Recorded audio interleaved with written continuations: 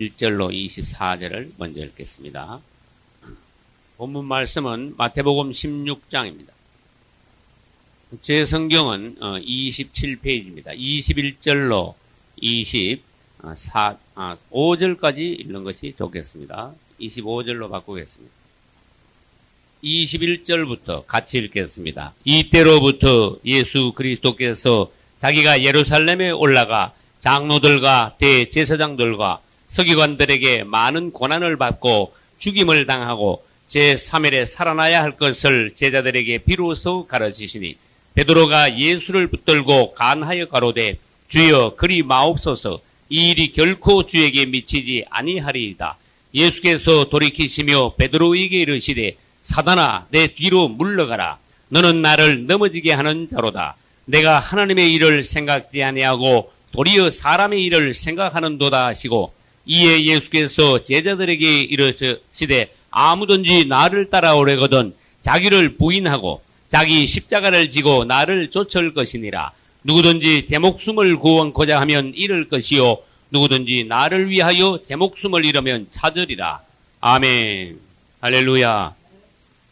주님의 은혜로 또 여러분들께서 기도해 주신 은혜로 무사히 미국 집회를 잘 마치고 왔습니다.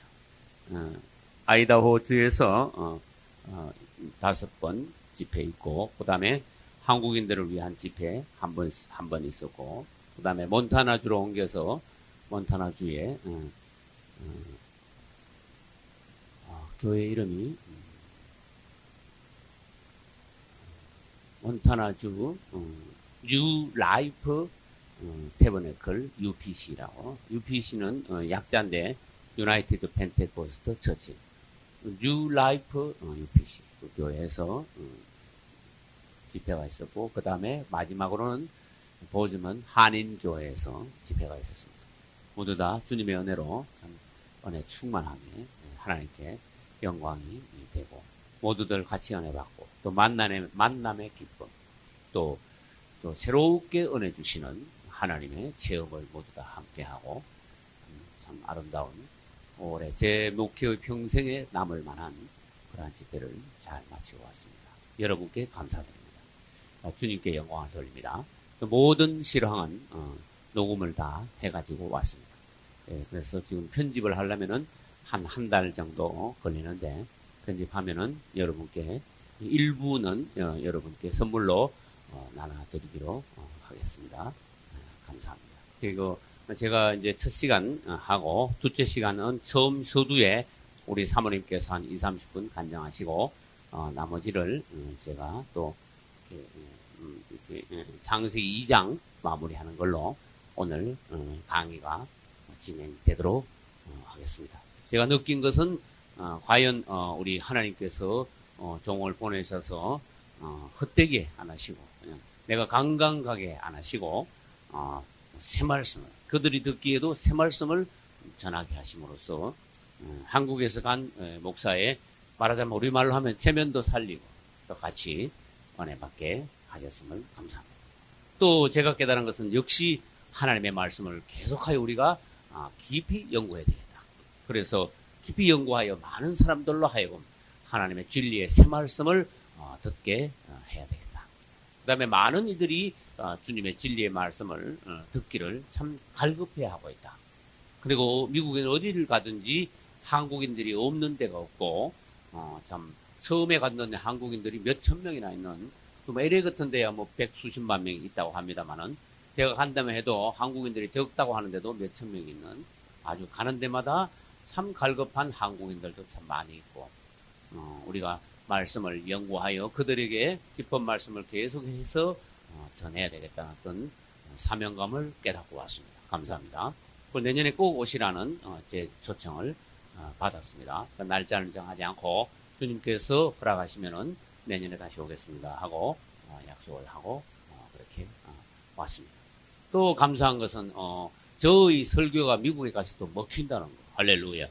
감사합니다. 설교를 함께 먹히더라고요. 다 은혜 받고 이게 처음 듣는 말씀이다. 새 말씀이다 하고 그래서 한 번도 가는 데마다 이건 한 번도 안 들어본 말씀이다. 그래서 몇십 년 신앙생활 한 분들도 아주 참 반가워하고 참 좋은 말씀을 전해주셔서 감사합니다. 미국인들이 나하고 이제 말이 잘 안 통하니까 가슴이 와닿았다 이거지. 예? 전부 다 은혜 받고, 또 심지어 미국인들까지도 우리 사모님한테 기도받고 막 눈물을 흘리고 통역을 넣어가지고 이제 기도해서 이제 이렇게 같이 은혜 나눌 때 눈물을 흘리고, 참 많은 아름다운 일들이 있었습니다. 우리 사모님께서 둘째 시간에 이제 간증하시겠습니다만은 참 만남의 기쁨, 또 잠시 동안이라도 이렇게 정이 깊이 예수 안에서 정이 들고 사랑을 나눔으로 헤어질 때는 정말 눈물로 헤어지는 참 아름다운 참 깊은 예수의 사랑 가운데 헤어지는 그런 모습들이 참 선합니다. 오랫동안 제가 기억에 남고 아름다운 일들이 많았고, 또 힘든 일도 사실은 많았습니다. 비행기 타고 가는데 참 피곤했고, 가서 사실 그 환경이 때문에 너무 갑자기 바뀌니까 잠자리도 그냥 불편하고, 먹는 거는 뭐 완전히 그냥, 그 사람들은 안만 비싸다고 호텔에 가가지고 음식을 대접하는데 전혀 그냥 음식이 안 맞는 거. 모든 것이 아무튼 환경이 바뀌니까 안 맞는데, 우리 사모님 간증대로 예배드리는 그 시간이 가장 참 아름답고 가장 좋았다. 예배드리는 그 시간은 뭐 다 잊어버리고 은혜만 받으니까 그 시간이 참 가장 나 기억에 남는다. 아무튼 하나님께 참 큰 영광을 돌리고, 제가 미국뿐만 아니라 국외에서 이렇게 말씀 전하고 선교할 수 있는 길을 주님께서 열어주셨다면, 또 외국에서도 제가 설교를 얼마든지 할 수 있다는 확인을 한 것, 그것이 이제 이의가 있다고 하겠습니다. 감사합니다. 한국인들 여자 집사님들이 주로 주축이 되어가지고 아이다호주에 결국은 저와 사모님의 왕복 비행기 값을 그분들이 다 모아서 헌금을 하셔서 부담을 하셨고, 내년에도 또 그분들이 또 이렇게 경비를 부담하여 오시라는 또 그런 각오와 요청이 또 있어서 참 감사합니다. 여러 가지 참 개인적인 간정들은 또 서로 기회 있는 대로 하기로 하고, 모든 영광을 주님께 돌립니다. 할렐루야. 이제 우리는 창세기 2장에서 생명노선과 지식노선을 보는 중에 지식노선에 있는 베드로를 보기 위하여 마태복음 16장 21절로 24절을 읽었습니다. 여기에는 무엇이 나오는가 하면은 예수님께서 몇 번 정도 예고를 하셨어요. 내가 십자가에 못 박히고 3일 만에 부활할 것이다. 여기에서 마태복음 16장에서 예수님이 다시 한번 예고를 하셨어요. 요 말이 있기 직전에, 그러니까 21절 직전에는 무슨 말씀이 있었는가 하면은 가이사랴 빌립보 지방에서 예수님께서 사람들이 나를 누구라 하느냐, 이렇게 저렇게 말합니다. 그럼 너희는 나를 누구라 하느냐, 이 질문을 한 것이 나옵니다.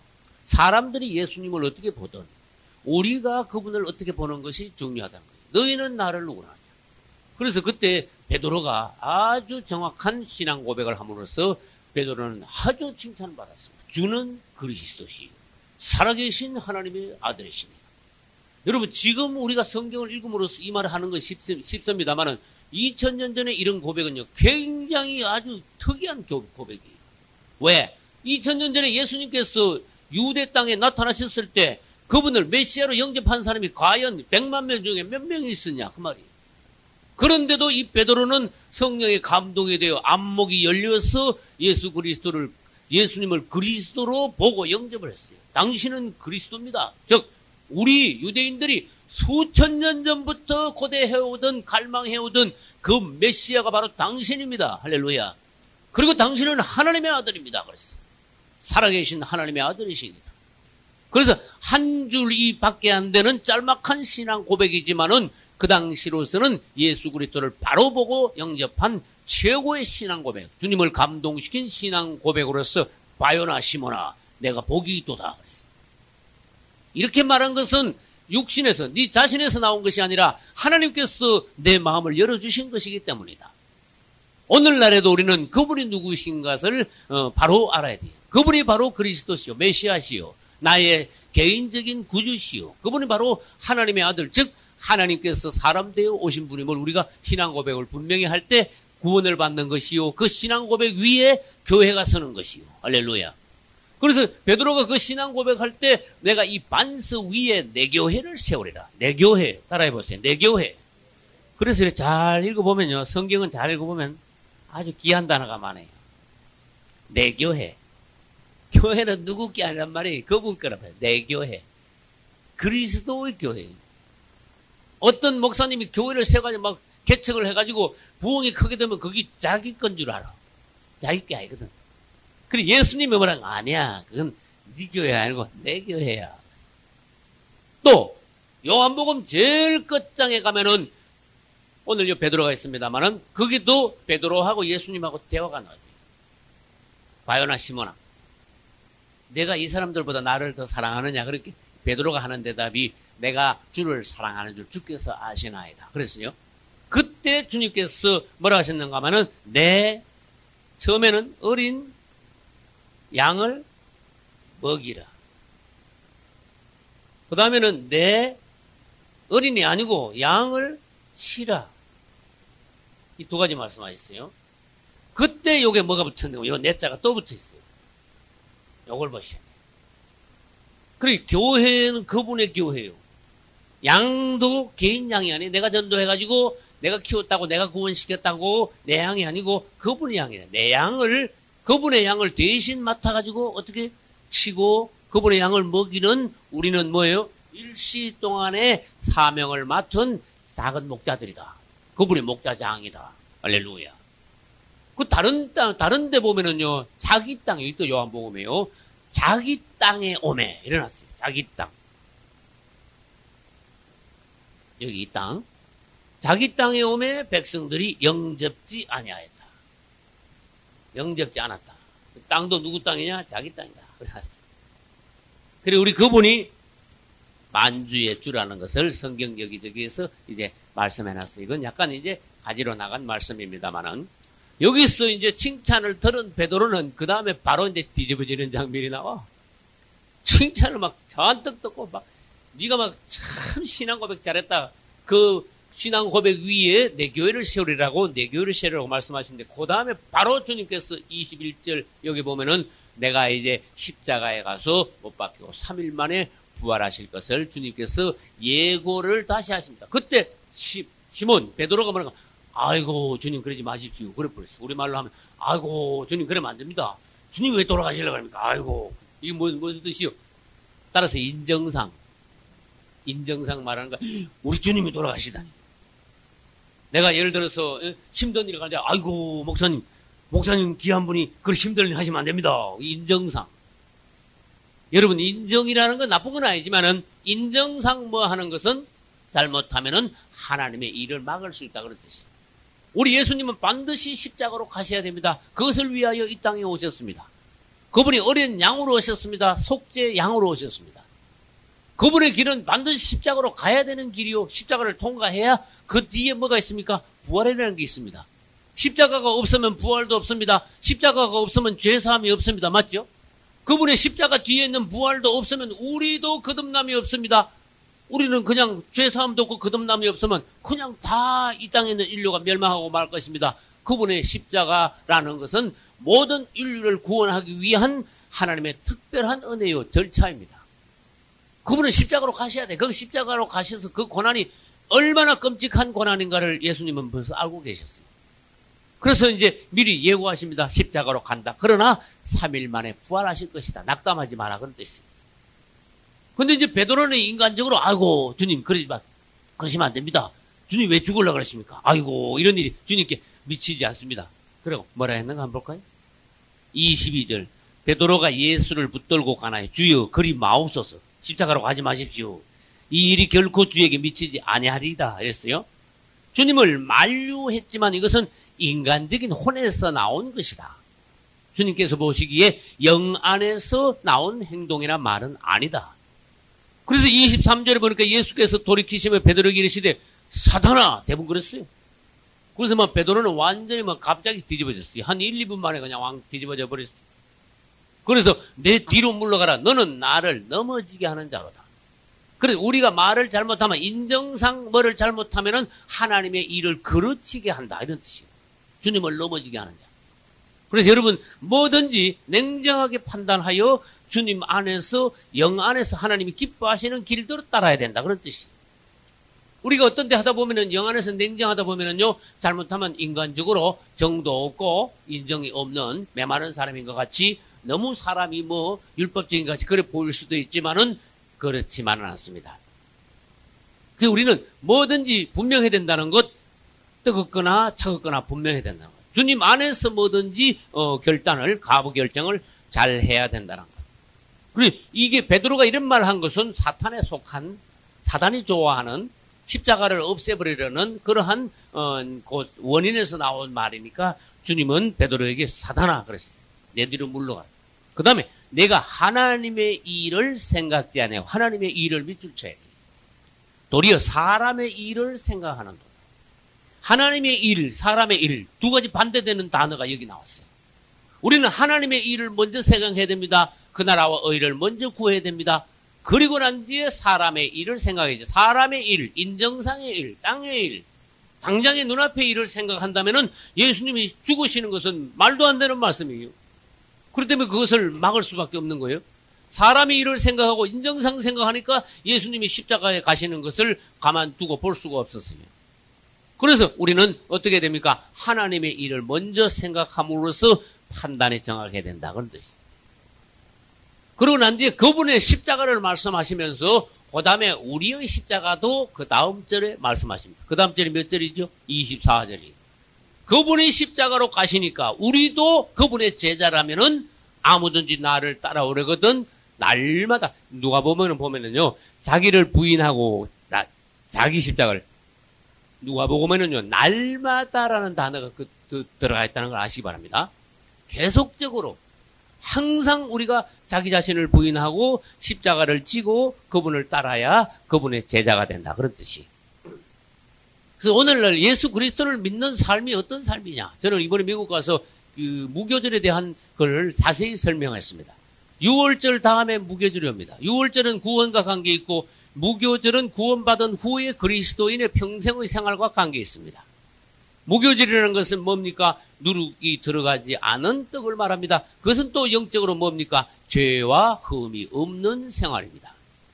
우리 그분은 평생 죄 없는 흠 없는 삶을 사셨습니다. 우리도 구원받은 그리스도인이라면은 그분의 삶을 닮아서 죄 없는 흠 없는 삶을 살아야 합니다.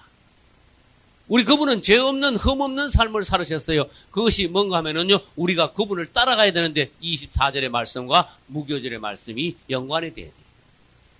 우리가 그분을 따른다는 이 그리스도인의 삶은 뭐냐? 무교절의 삶이다. 무교절의 삶. 세상의 낙을 구하는 삶이나 이 땅에서 부귀영화를 누리고 존경받으려 하고 야망을 키워가고 그런 삶이 아니라 그분을 따라가는 삶이 되어야 된다. 그래서 24절에서 주님은 그것을 강조했어요. 나를 따라오려거든 너희도 같이 자기를 부인하고 십자가를 지고 나를 쫓을 것이니라. 그러면서 25절에는요, 이 말씀이 사실은 어려워요. 많은 목회자들이 25절을 너무 쉽게 그냥 세설하고 넘어가는 걸 봤어요. 그런데 더 깊은 것을 우리는 만져야 됩니다. 제 목숨을 구원코자 하면 잃을 것이요 나를 위하여 제 목숨을 잃으면 찾으리라. 이것을 제가 한번 더 상세히 한번 해보겠습니다. 여기서 목숨이라는 단어를 우리는 알아야 돼요. 목숨. 그냥 내가 살아있는 목숨 이걸 생각하면 안 돼요. 이게 혼생명이라는 뜻이야. 혼생명. 혼생. 우리는 이 세상에 살면서 혼이 즐겁기를 바라는 그런 사람들이 대부분이라는 걸 아셔야 돼요. 그래 말해서 세상에 무슨 낙으로 사냐 이런 말도 합니다. 이거 사는 게 재미도 하나도 없네. 사람이 좀 살만하면 어쩐지 아세요? 5일 일하고 이틀 놀 때 아주 그냥 즐겁게 놀면서 자기들은 말하길 뭐라하면 재충전한대. 그 재충전 안 믿는 사람들은 재충전이 꼭 놀러 다녀야 재충전이 되나 봐. 나는 놀러 안 다녀도 얼마든지 재충전 되더라고. 주님 안에서 이렇게 기도만 해도 예수는 부르기만 해도 난 재충전 되더라고. 근데 예수를 모르는 사람들은 재충전하는데 바깥으로 나가야 되고 꼭 뭔가 이렇게 즐거운 데를 찾아다녀야 돼. 하다못해 노래방이라도 가야 되고 하다못해 유원지라도 돌아다녀야 되고 남들 바캉스 다 가면 우리 안 가면 우리말로 병신 되는 것 같고 남 다 가는데 우리만 안 가면요. 완전히 사람 그냥, 완전 병신 되는 거야. 이게 잘못된 거라. 그래서 그게 뭔가 하면 혼생명을 구하는 길이 뭔가 하면 좀 즐기자. 이 땅에서 엔조이 하자. 근데 예수님은 뭐라 했는가 하면 너희들이 나 따라오려면은 이 혼생명을 즐겁게 하는 거. 이걸 차단시켜야 된다. 이 십자가에 못 박는 게 뭘 못 박는가 하면 이런 거를 다 끊어버리라 그런 뜻이. 세상적으로 누리려고 하는 어떤 즐거움, 위로, 예? 이런 거, 엔조이 이런 거 있죠. 그래서 이 자기의 뭐라 했는가 하면 25절에 제 목숨을 구원코자 하면 일어났어요. 그래서 이 혼생명을 이렇게 즐겁게 하는 거 뭔가 하면은 뭔가 이 세상에서 뭔가 즐기고 위로받으면서 재미있게 오락도 하면서 이렇게 살려고 하는 것은 혼생명을 자기 목숨을 구원코자 하는 것이다. 이런 뜻이 이 안에 포함되어 있어요. 그런 사람들은 어떻게 될 것이다? 잃을 것이 일어났어요. 자기 생명을 결국 잃을 것이다. 결국은 그런 사람들은 세상적으로 낙을 누리는 사람들이므로 잠시 세상적으로 즐거움을 얻을 수는 있지만은 결국 자기 목숨을 구원하지는 못한다. 그 다음에 반대로 뭐라고 말씀하셨어요? 누구든지 나를 위하여 제 목숨을 잃으면 찾으리라. 제 목숨. 세상 즐거움은 나는 껐습니다. 찬송가에 그거 됐죠. 102장 찬송. 세상 즐거움 다 버리고. 그래놨죠, 그죠? 세상 자랑 다 버렸네. 그래놨어요. 그래서 세상 거는 다 버리고 즐거움, 자랑, 명예 이런 거 다 버리고 우리 주 예수 그리스도만 위하여 그분만 따라가는 그 삶이 뭐냐? 나 자신을 버려. 세상 즐거움, 세상 자랑 이런 거 끊어버리는 게 뭐냐? 내 혼생명을 죽여버리는 거예요, 사실. 나 자신을 어떤 방면에서 십자가에 못 박는 거예요. 우리가 이런 부분을 볼 줄 알아요. 예를 들어서 어떤 목회자가 있어요. 목회하면서도 뭔가 좀 즐겨야 돼. 이러면서 한편은 목회하면서 한편은 세상적으로 즐겨. 주님 보시기에 온전한 목회자가 아니다. 주님은 우리에게 뭘로 원하시냐? 네가 나를 따라오려면은 내가 반대되는 것은 완전히 못을 박아야 된다. 그럼 다시 말해볼까요? 네가 나를 따라오는 내 종이라면은 나하고 모습이 대단히 흡사해야 된다. 할렐루야. 뭐 요즘 시대가 언제인데요. 그런 말 하지 마라. 그분과 네가 얼마나 닮았느냐? 몇 프로나 닮았느냐? 뭐가? 안팎으로. 말하는 거, 행동하는 거, 생활하는 거, 어떤 깊은 곳에 있는 어떤 사고방식. 이 모든 것이 네가 나하고 얼마나 닮았느냐? 얼마나 닮았느냐에 따라서 네가 몇 프로 내 진짜 제자냐? 이게 다 있어요. 그분을 닮으면 닮을수록 우리는 그분을 닮은 성도들을 키워낼 수가 있어요. 예를 들어서 주의 종이 세상적이고 한편은 뭐 목회를 잘하는 것 같아도 한편은 완전히 세상적이라면요, 그가 길러내는 양들은요, 세상적인 양들밖에 못 길러내요. 우리는 그분을 닮아야 됩니다. 할렐루야. 이 베드로는 주님으로부터 그래서 아주 크게 책망을 받음으로써 정신이 핵 돌았어요. 아하. 내가 어떤 부분에 있어서 잘못 생각했구나. 그래서 인간적인 생각은 사단에게 이용당하기 쉽다는 거예요. 다른 말로 하나님의 일을 방해할 수 있다는 거예요. 자, 다시 강조합니다. 인정상 무슨 일을 하지 마라. 할렐루야. 인정상 무슨 말을 하지 마라. 인정. 인정은 혼에서 나온 거란 말이에요. 인정은 우리들이 매사에 있어서 건물이에요. 예를 들어서 어디 가야 돼. 아, 인정상 안 갈 수가 없어. 인정상 하는 거 그거 틀린 거예요. 예를 들어서 어디 가지 말아야 돼. 아, 인정상 안 갈 수가 없어. 인정상 이걸 해야 돼. 인정상 저걸 해야 돼. 그건 안 되는 거예요. 주님 보시기에 틀린 거예요. 마태복음 17장에 보면 요거 다음에 바로 17장에 나오는데 거기 보면은 17장은 제목이 있어요. 변화산이라는 제목이 있어요. 변화산에 올라가서 예수님이 막 싹 변화되셔. 예수님이 어떻게 변화되신지 아시는 분? 예수님이 변화됐는데 어떻게 변화됐죠? 그때 예수님이 변화되신 것은 부활하신 예수님. 하늘의 보좌에 앉아 계신 예수님의 모습으로 변하시는데 원래 그분의 본체로 그분께서 잠시 변화되셨어요. 그리고 그분이 변화된 모습을 보고 제자들이 굉장히 놀랐습니다. 그래서 예수님이 변화된 모습 그 자리가 천국같이 돼버렸습니다. 그렇죠? 그러니까 베드로가 한마디 했습니다. 뭐라 했죠? 그렇죠. 그 유명한 말이에요. 여기가 좋사오니. 왜 여기가 좋다? 이야, 너무 좋거든. 여기다가 뭐 땅으로 내려가면, 아이고, 이거 완전히 그냥, 예? 살맛 안 날 것 같거든. 주님이 막 변화됐는데 그 장소, 그 시간 자체가 완전히 천국이 이루어졌어. 그러니까 주님 내려가지 맙시다. 여기서 그러면 삽시다. 그래 버렸어. 좋은 거는 사실이었어요. 천국을 맛보았으니까. 근데 베드로가 말 실수한 것은 여기가 좋으니까 내려가지 맙시다 한 거는 그것도 인간적이라는 거예요. 그럼 내려가지 맙시다 하다가 주님이 안 내려갔겠네. 베드로가 틀렸잖아요. 그래서 우리가 어떤 좋은 환경을 만나면, 야, 여기에 저덕에, 그냥, 더도 말고 덜도 말고, 요 상황이 계속 갔으면 좋겠다. 그거 인간적이라는 거야. 예를 들어서 내가 편하게 목회하고 있는데 주님께서 나를 아프리카 선교로 가래. 아닙니다. 여기가 좋습니다. 그거 뭐예요? 지 생각만 하고 있잖아, 지금. 그죠? 난 고생하기 싫습니다. 그런 뜻이거든.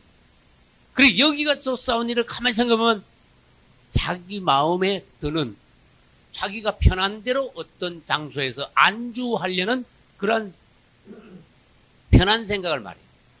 우린 그것이 건물이라는 거예요. 그분은 바로 지금 십자가로 가려는데 나는 여기가 좋습니다. 여기 있겠습니다. 그 말은 아이고 십자가 같은데 나는 안 갈랍니다. 그런 뜻이에요. 그분의 제자로서 틀린 생각이에요. 이 베드로는 그 뒤에도 실수를 연발합니다. 이게 뭔데? 지금 지식 노선을 보여줘요. 지식 노선이 뭔가 베드로 이야기를 하면서 우리들에게 지식 노선이 뭐냐? 이것을 깨닫게 하는 거예요. 아, 그것이 지식 노선에 속한 거지. 생명 노선에 속한 것이 아니구나. 그걸 보여준 거예요. 그래, 아까 봐요. 아유, 주님, 십자가까지 가면 안 됩니다. 그 지식 노선이에요. 그 다음에 변화산에 올라가서, 여기가 좋으니까 여기 삽시다. 그거 지식 노선이에요. 그 다음에 베드로가 마지막 밤에 예수님하고 같이 성만찬하고 난 뒤에 주님이 물으니까 뭐라는지 아세요? 다른 사람이 다 주님을 버릴지라도 나는 안 버리겠습니다. 그랬어요. 맞죠? 내가 죽을지언정 주님을 버리지 않겠습니다. 이 말 자체는 굉장히 좋은데 그 말이 어디서 나온 건가 하면은 혼에서 나온 거야. 여러분 사람이 말을 각오를 막 맹세를 막 남발을 할 수가 있어요. 어디서 혼에서 나온 맹세를 남발을 할 수가 있어. 자기 말에 책임을 질 줄 알아야 돼. 그런데 이 베드로의 그 맹세가 얼마 갔는가만 몇 시간도 못 갔어. 맞아요? 그날 밤에 바로 주님을 부인한 거야.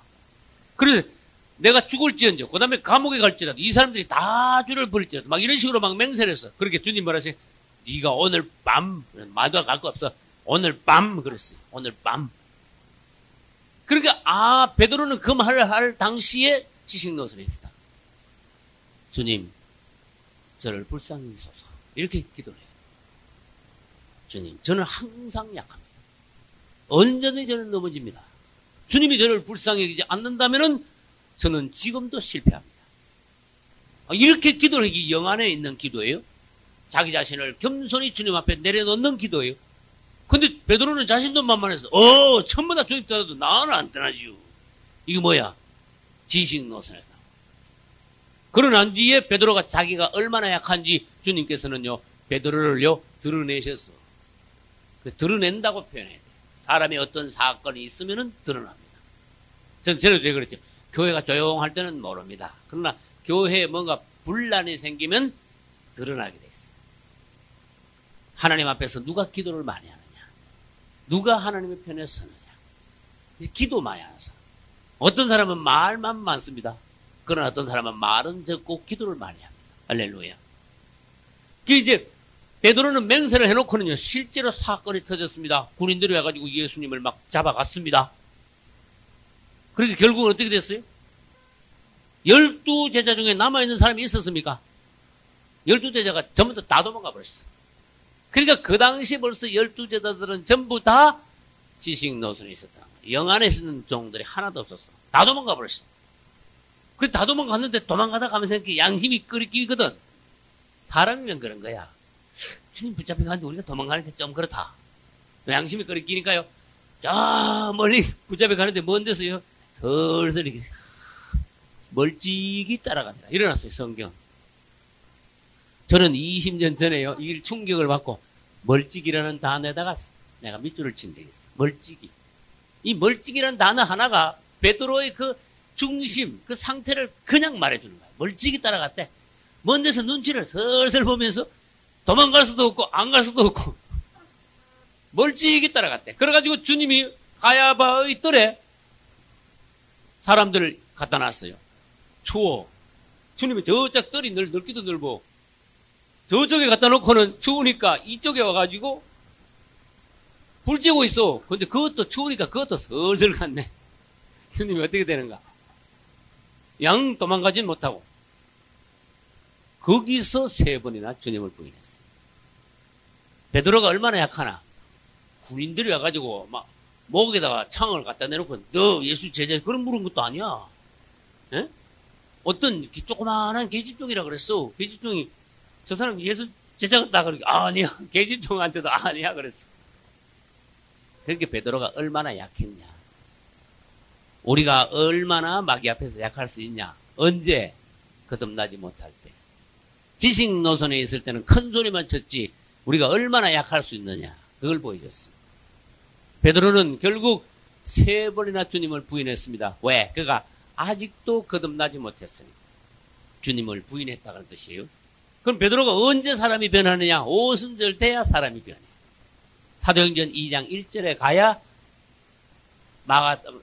예루살렘 다락방에서 있다가 120명이 같이 성령 받죠. 성령 받으니까 그가 성령의 능력을 받아서 담대하게 돼요. 그 중에 또 2가지만 더 말하겠습니다. 예수님이 잡힐 때 요한복음 18장 10절 보면은 베드로가 무슨 짓을 갑자기 하는가 하면은 도망가기 전에 칼이 한 자루 있었나 봐. 베드로가 칼을 빼가지고 막 예수님 잡는 군인을 막 내리쳐 쳐버렸어. 근데 뭐가 뚝 떨어졌어? 기가 뚝 떨어졌어. 성경이 희한한 말이 다 있습니다. 난 생각하기를 뭐가 이제 안 자르길 다행이다 싶었어. 뭐가 뚝 떨어졌으면 성경에서 큰 사건 벌어졌을 거야. 기가 뚝 떨어지니까 그 사람이 막 아이고 하면서 뭐 펄펄 뛰겠지. 기는 이제 뚝 떨어져가지고 피가 절절 나겠지. 그 예수님이 그걸 주워가지고 또 딱 붙였어. 이게 무슨 뜻이? 베드로가요 이걸 만용이라 그래. 백지 용기 있는 척한 거야. 왜? 그 뒤에 베드로의 행동을 보면은 베드로가 그렇게 용기 있는 사람이 아니라는 거야. 우리는요 뭔가 용기 있는 척하고 만용을 부르셔는 안 된다는 거. 그다음 예수님이 십자가에서 돌아가시고 난 뒤에 베드로는 낙심을 했습니다. 그래서 요한복음 제일 끝에 가보면은 나는 고기 잡으러 가노라 일어났어요. 나는 거기다가 내 성경에 옛날 내 성경에 난 거기다가 밑줄 쳤어. 아하, 베드로가 원래 어부였는데 예수님이 십자가에 돌아가시고 나니까 낙심을 했구나. 아, 이제 일이 다 끝났구나. 지금 주님이 십자가에 가시는 건 뭔가 시작이란 걸 모르는구나. 맞죠? 시작이죠. 그 뒤부터 이제 베드로가 사람이 변해가지고 그때부터 본격적으로 하나님이 일을 해야 되는데 베드로는 예수님 돌아가신 게 끝난 줄 알았어. 너무 판단이 흐린 거야. 우리도 이 땅에서 생활하면서 판단이 너무 흐릴 때가 있어요. 하나님 보시기에 큰 어떤 일이 시작되는데 우리는 그분하고 너무 생각이 틀리는 경우가 있어. 그럼 베드로는 아이고 이제 다 끝났네. 주님 돌아가시네. 뭐 할 것도 없고 이제 주님도 안 계시니까 뭐 어떻게 난 고기 잡으러 갈란다. 그게 뭔데? 옛날 집으로 돌아간다. 그게 뭐래? 원점으로 되돌아갈란다. 그런 뜻이야. 예수 믿기 전에 원점으로.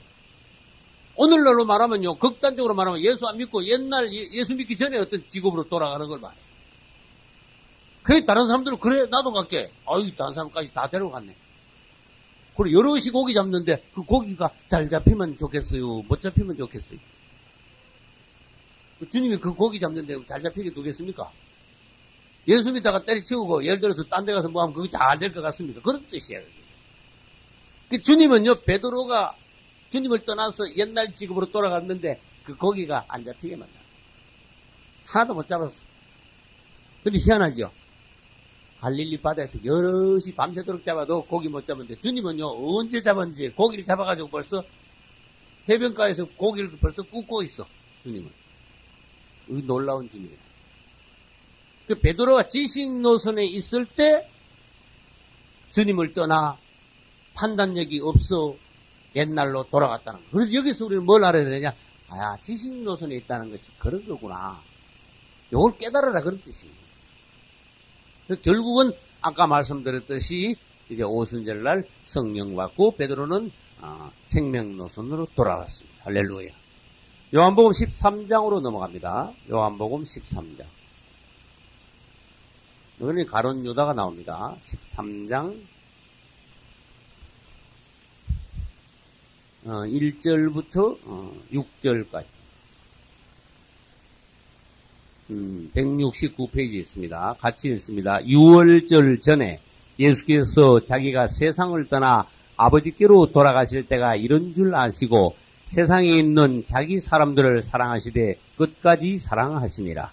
마귀가 벌써 시몬의 아들 가룟 유다의 마음에 예수를 팔려는 생각을 넣었더니 저녁 먹는 중 예수는 아버지께서 모든 것을 자기 손에 맡기신 것과 또 자기가 하나님으로부터 오셨다가 하나님께로 돌아가실 것을 아시고 저녁 잡수시던 자리에서 일어나 겉옷을 벗고 수건을 가져다가 허리에 두르시고 이에 대야에 물을 담아 제자들의 발을 씻기시고 그 두르신 수건으로 씻기기를 시작하여 시몬 베드로에게 이르시니 가로되 주여 주께서 내 발을 씻기시나이까? 아멘.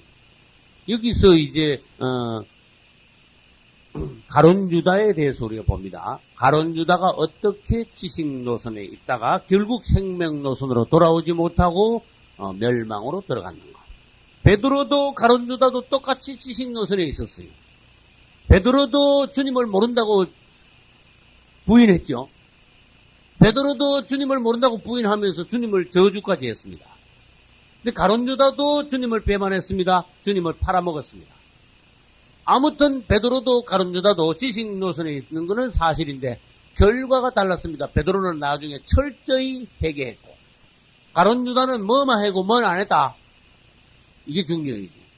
뉘우치긴 해서 양심에 찔리긴 했는데 철저한 회개가 없었다. 예를 들어서 봐요. 누가 뭘 먹었는데 아하 내가 저녁 잘못 먹었네. 잘못 먹었네 그러고 말았어. 배만 이를 쓰다듬고 아이고 밥을 잘 먹어야 될 텐데 음식을 잘못 내가 그냥 너무 먹었네. 잘못 먹었네. 그래서 그러고 말았어. 그런데 회개라는 건 뭔가 하면 잘못 먹었네가 아니야. 잘못 먹었네 자체가 내가 잘못했다, 잘못했구나 이런 생각이거든. 뉘우침이거든. 근데 베드로는 이제 가가지고요 바깥에 나가지고 다 토해내버렸어. 전부 다 깨끗하게 돼버렸어.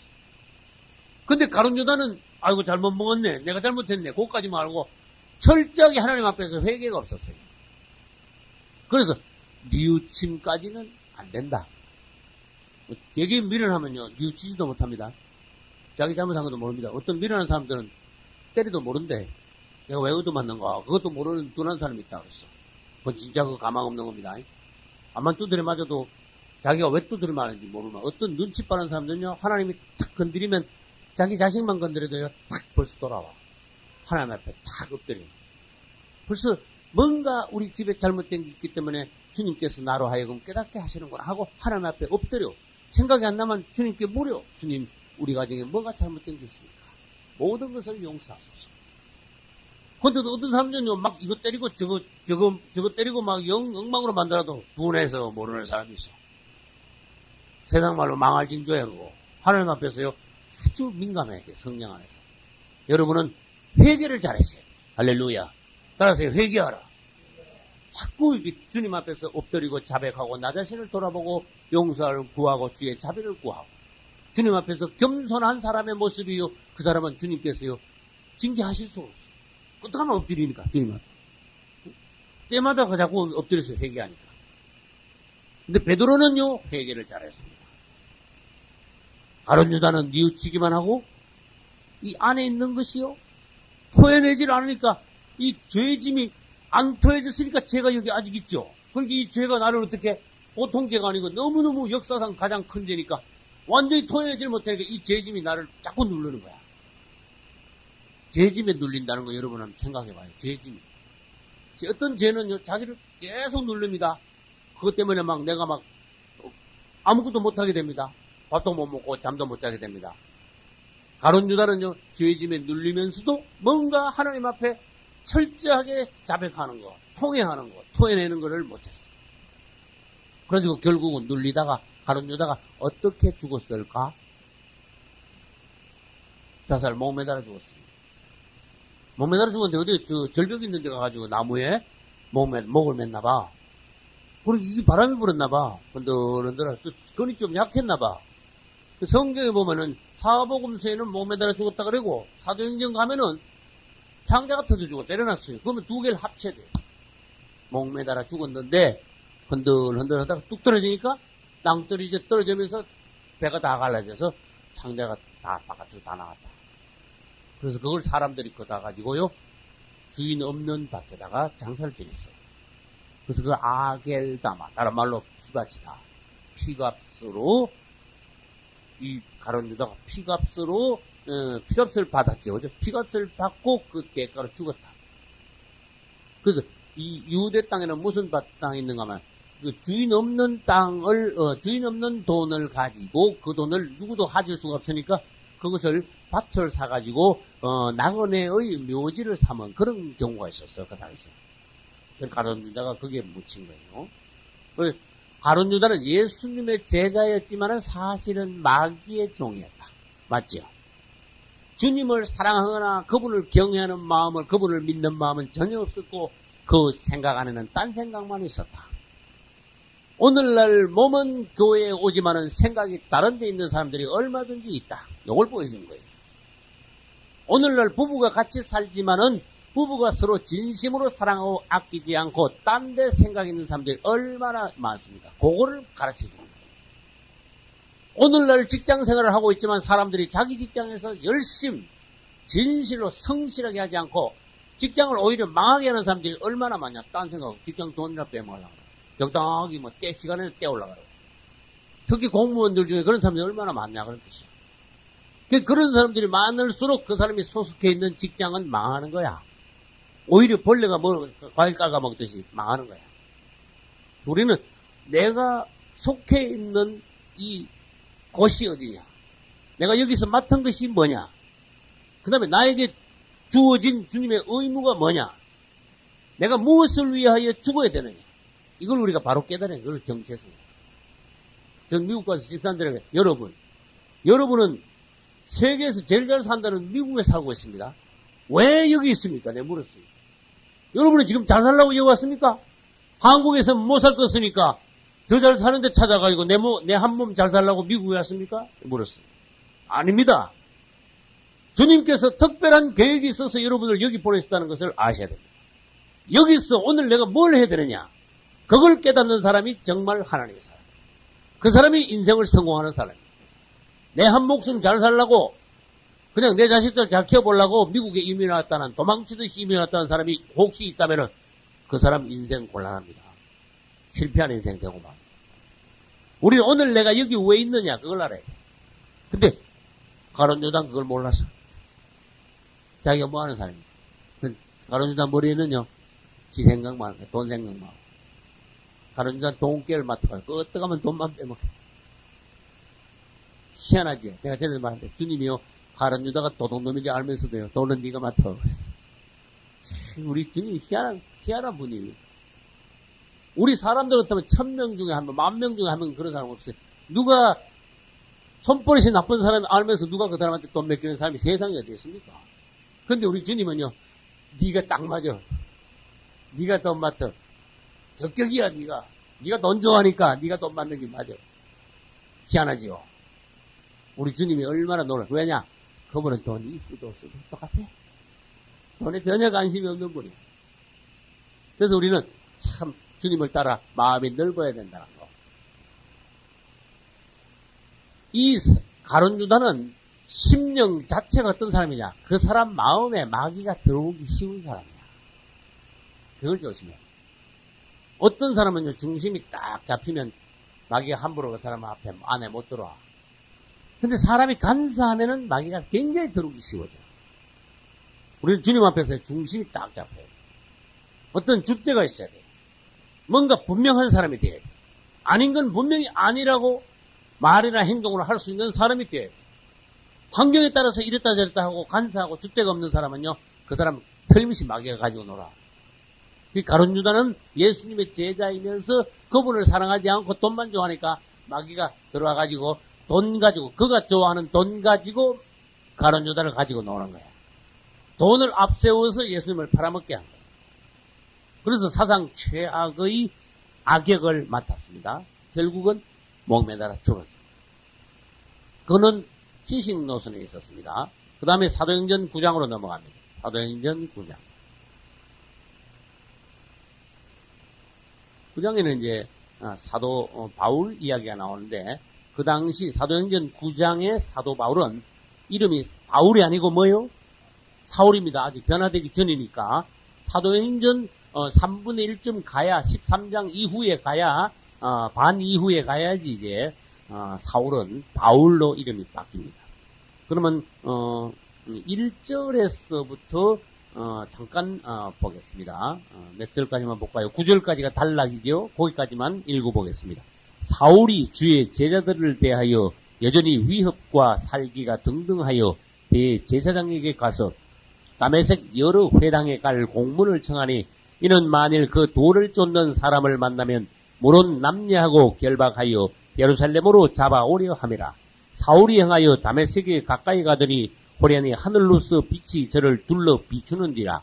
땅에 엎드러져 들음에 소리 있어 가라사대 사울아 사울아 내가 어찌하여 나를 핍박하느냐 하시거늘 대답하되 주여 니시오니까 가라사대 나는 내가 핍박하는 예수라. 내가 일어나 성으로 들어가라. 행할 것을 내게 이를 자가 있느니라 하시니 같이 가던 사람들은 소리만 듣고 아무도 보지 못하여 말을 못하고 섰더라. 사울이 땅에서 일어나 눈을 떴으나 아무것도 보지 못하고 사람의 손에 끌려 다메섹으로 들어가서 사흘 동안을 보지 못하고 식음을 전폐하니라. 아멘. 이때 사울이 정말 악한 사람이었냐? 사울은 처음부터 악한 사람이 아니야. 사울은 날 때부터 아주 유대교에 열심히 했어. 종교적으로 열심히 했어. 사울은요, 어릴 때부터 성경을 읽기 시작했습니다. 하나님을 알기 시작했습니다. 그래서 하나님의 말씀대로 살기를 작정한 사람입니다. 그는 요즘으로 말하면 아주 적극적인 교인이야. 말하자면요, 나쁘게 말하면 어떤 사람들은 막 세게 믿으면 막 광신자라 그러잖아. 그 요즘으로 말하면 뭐 광신자야. 너무 열심히 하나님을 믿었어. 성경도 막 열심히 연구하고 하나님 말씀대로 율법을 나는 막 평생 절대로 율법을 얻지 않겠다. 막 작정한 사람이야. 그리고 그 당시 가말리엘이라는 최고의 스승에게 율법을 배웠어. 그리고 그는 또 얼마나 또 지혜가 충족했는가 하면 유대인이면서도 그 당시 세계 공용어가 뭐예요? 헬라 공용, 헬라어에 능통해가지고 헬라 사람들보다도 말하자면 헬라어를 더 잘하고 헬라어로 막 시도 막 쓰고 그랬어.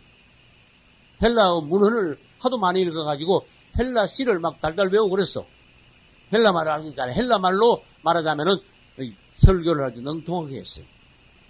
근데 이 사도 바울이 하나님을 얼마나 열심히 믿었는가 하면은 하나님을 모독하는 자, 하나님의 반대되는 모든 것은 그냥 두면 안 된다.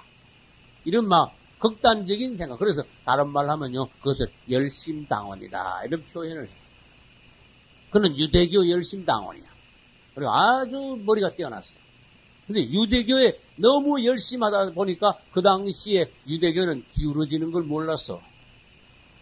하나님께서 유대교를 이제 버리시고 그분의 교회를 일으키려는 것, 그것을 하나님의 계획은 몰랐어요.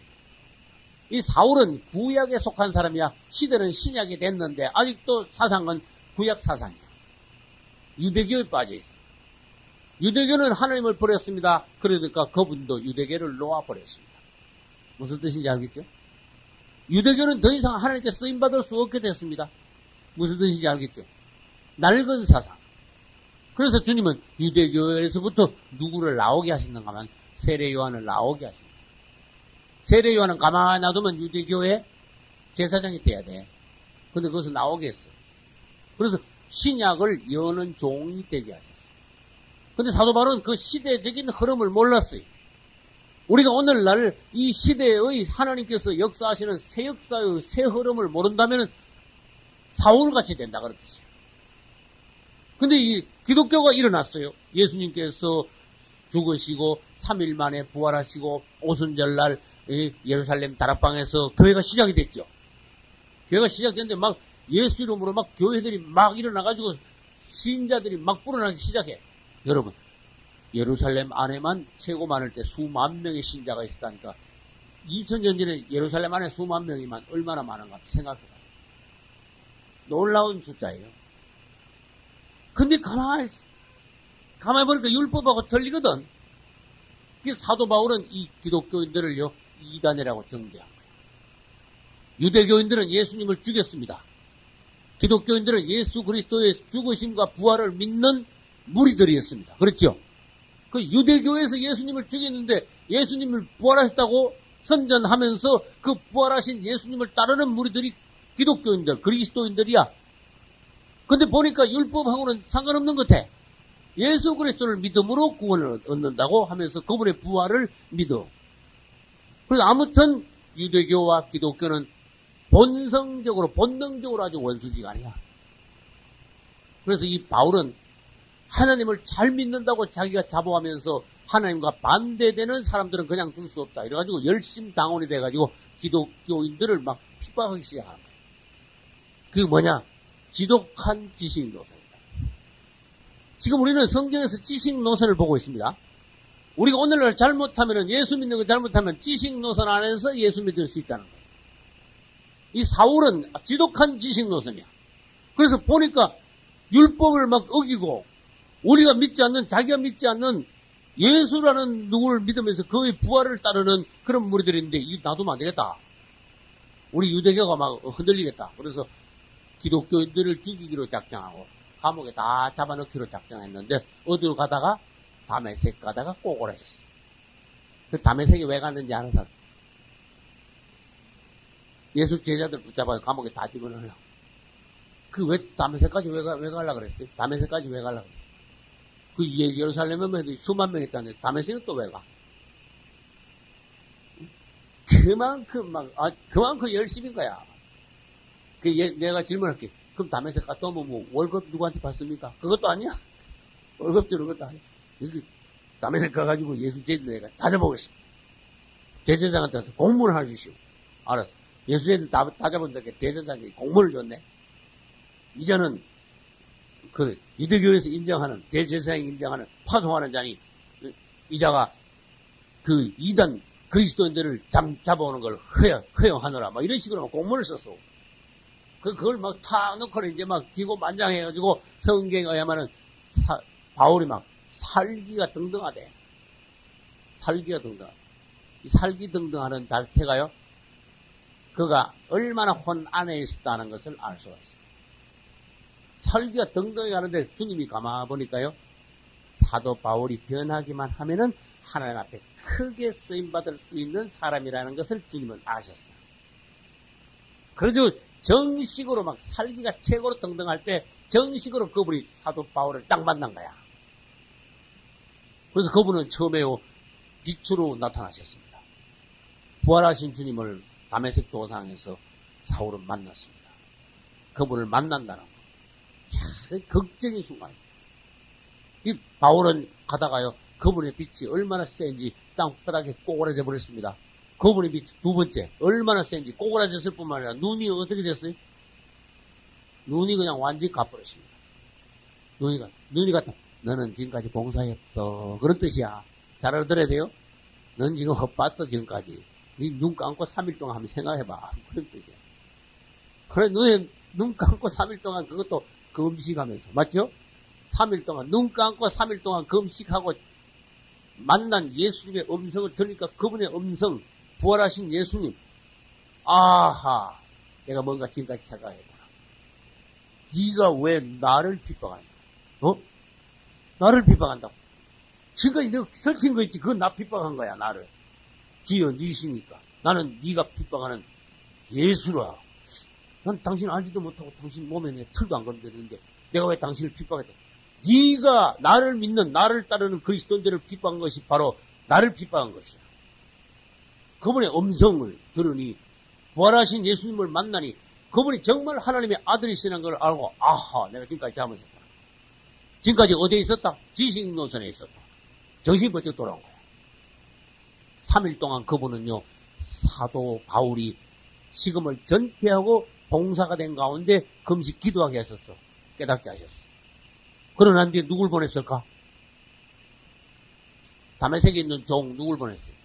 아나니아라는 이름 없는 종을 보냈어요. 아나니아는요, 사도 바울을 회개시키고 침례주는데 딱 한 번 쓰임받은 종이야. 그것도 큰일한 거야. 할렐루야. 우리도 그런 식으로라도 한 번이라도 쓰임받아야 돼. 아나니아가 사도 바울한테 가가지고 아주 말하는 것도 보면 시시한 종이 아니야. 사울아, 네가 오는 길에서 만난 예수께서 나를 보내었다. 뭘 주저하느냐? 일어나 주의 이름을 부르고 세례를 받아라 그랬어요. 그러고 난 뒤에 세례를 줬어요. 그러니까 세례 받고 나자 바로 눈에서 뭐가 먼저 떨어졌다? 비늘이 먼저 떨어졌어. 침례 받고 나니까 사람이 달라졌어요. 그 다음에 음식을 먹고 강하게 돼가지고 바로 일어나가지고 죽을 때까지 예수의 제자가 종이 됐어요. 할렐루야. 그가 바로 역사상 가장 큰 종 사도 바울입니다. 그분을 만남으로써 지식노선에서 생명노선으로 돌아왔습니다. 우리가 아무리 교회를 오래 다녀도 지식노선 안에서 교회를 다니는 것, 출석하는 건 소용없는 일이다. 그분을 만나서 우리의 존재가 깨어지는 순간, 역사, 간정 이런 것이 있어야 된다. 그렇게 있습니다. 그분을 만나지 않고는 전부 다 지식이 되기 쉬워요. 성경을 읽어도 지식적으로 풀고. 그분을 만난 체험이 없으면요, 살아있는 사람이 아니야. 만나야 돼. 그래서 여러분 그래, 주님, 나 한번 만납시다. 그래. 면담을 자꾸 요청하시라. 주님 한번 만납시다. 따라서요, 주님 만납시다. 주님 한번 만납시다. 그래야 돼. 아시겠죠? 주님 한번 만납시다. 한번 만나봐야 되겠습니다. 이거, 만나야 된다니까, 그분을. 우리는 그분을요, 심하게 말하면 매일 만나야 돼. 그분을 매일 면접해야 돼. 매일 그분과 상담을 해야 돼. 할렐루야. 그분, 내 뜻을 그분께 말하고 그분의 생각을 내가 받고. 그래가지고, 종일 때는요, 종이 주인 앞에 가지고 얘기하자면 나중에 점점 크면 어떻게 되는지 알았어요? 내가 지금 그랬죠. 아들이 자꾸 크면요. 아들이, 처음엔 우리 마태같이 조그만 할 때는 마태하고 내가 머리 쓰면 어떻냐 하고 이러지만, 크면 어떻게 될까? 군대 갔다 오면 또 같이 하니까 아버지, 하고, 어느 같이. 제법이야. 아버지 이렇게 어떻게 했으면 좋겠습니다. 아버지 이제 그건 간두시고, 제가 맡겠습니다. 이거 제법이야. 그러더만. 그죠? 그리스도인들이 크면 어떻게 됩니까? 주님 앞에 가가지고, 좋은 것지 막 엎드리기만 하는 게 아니라니까. 주님, 이 일은 어떻게 생각하십니까? 저는 이 일이 어떻습니까? 주님하고 의논을 해요. 그만큼 자랐을 때, 그분은 우리를 기뻐하십니다. 아들이 장성하여 아버지 앞에서 늠름한 아들이 되듯이 우리가 장성하여 그분과 영안에서 교통할 수 있을 때, 내 생각을 말하고 그분과 상의할 수 있을 때, 그분이 우리를 기뻐하시는 거예요. 생명노선에 들어와야 사람이 그만큼 자랄 수 있고, 생명노선이 있어야 자람으로써 그분과 논의도 할 수 있고. 할렐루야. 여러분들이 하루속히 빨리 자라야 된다. 그래서 이 사도 바울은 처음에는요, 극단적인 종교자였어. 유대교, 종교야, 이 종교. 유대교. 하나님을 믿긴 믿어. 유대교 성경 있어. 그죠?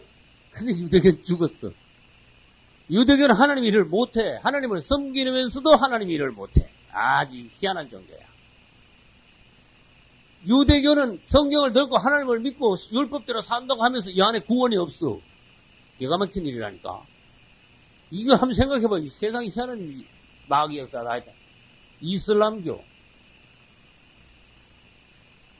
요 이슬람교도요, 하나님을 믿습니다. 근데 그 사람들은 하나님 이름을 여호와 하나님이 아니고 알라라고 이름을 새로 하나님을 정해. 내가 라디오 설교에서 그랬어요. 이슬람교는 하나님의 이름을 정해서 알라라는 하나님의 이름을 자기들끼리 만들어낸 하나님이 있습니다. 알라라는 이름을 만들어냈습니다. 알라라는 이름의 하나님은 진짜 하나님이 아니야. 자기들이 만들어낸 하나님이야. 이 사람들 성경에도 가지고 있는 경전에도 이슬람교도 하나님이 있고 아브라함이 있고 다 있습니다. 구약 성경을 가지고 있습니다. 구약 성경을 있습니다. 그러나 구약 성경에서 아브라함 밑에 갈라졌죠. 이스마엘하고 누가 갈라졌어요? 이삭이 갈라졌죠. 이스마엘이 진짜 장남이다. 이렇게 주장하는 게 뭐예요? 이슬람교야. 이삭이 진짜 장남이다 하는 것이 뭐예요? 유대교다. 무슨 말인지 알겠죠? 아무튼 이슬람교도 하나님을 믿어. 구약 성경을 가지고 있어. 근데 이슬람교 안에 뭐가 없다? 구원이 없다. 이 지식, 종교라 그래, 종교. 죽은 종교. 그냥 종교로 그래도 돼. 죽은 종교. 그 다음에 죽은 종교가 뭐가 있는지 아시는 거예요? 하나님이 있는데 구원은 없는 죽은 종교가 뭐가 있어요? 그것이 가톨릭. 가톨릭이 성경을 들고 있습니까? 안 들고 있습니까? 들고 있죠? 가톨릭이 구원이 있습니까? 없다. 그렇게 말해요. 진짜 없습니까? 10,000명 중에 사람 한 명 있을 거다. 네? 무슨 말인지 알겠죠? 가톨릭이 그만큼 구원해. 이 하나님을 믿는다고 그래, 자기들. 그 다음에 성경도 가지고 있어, 진짜야.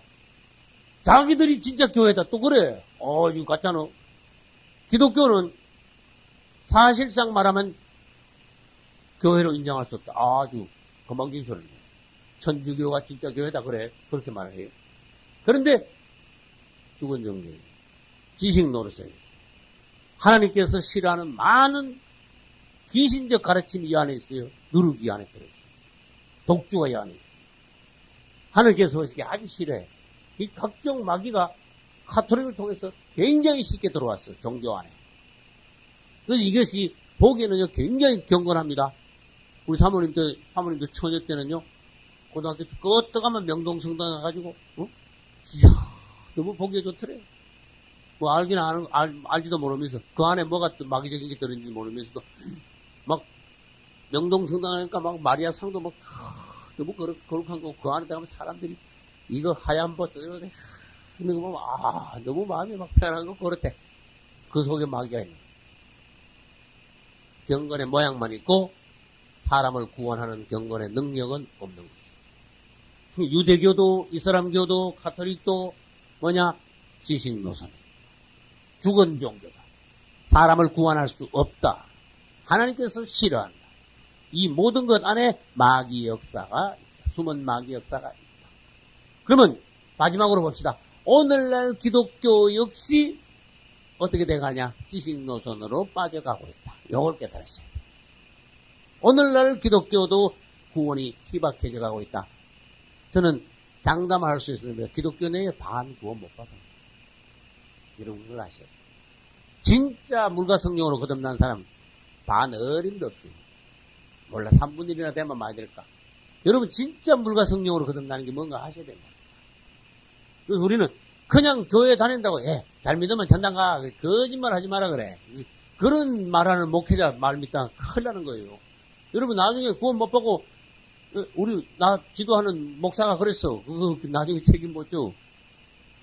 여러분 실제로 물과 성령으로 거듭나야 하나님 나라에 들어갈 수 있느니라. 할렐루야. 이 말씀을 여러분 명심해야 돼요. 그러면 물과 성령으로 거듭나는 게 뭔데요? 이걸 물어야 돼. 이거 미국 가서 이번에 물과 성령으로 거듭나는 문제에 대해서 가장 깊이 내가 말했어. 통역을 통해서. 우리는 확실히 물과 성령으로 거듭나 우리가 종교 기독교 안에 있다면 이 기독교가 살아있는 기독교, 생명 노선 안에 있는 기독교, 하나님이 기뻐하시는 방식으로 모든 사람을 구원시킬 수 있는 기독교, 그것이 돼야 돼요. 그래야 그것이 종교가 아니란 말이에요. 그래서 오늘날 생명 노선을 보는 이유가 뭡니까? 잘못하면 우리가 그럴듯하지만은 그 안에 생명과 구원이 없는 잘못된 노선으로 빠지기 쉽다. 그게 무슨 노선이다? 지식 노선. 생명 노선.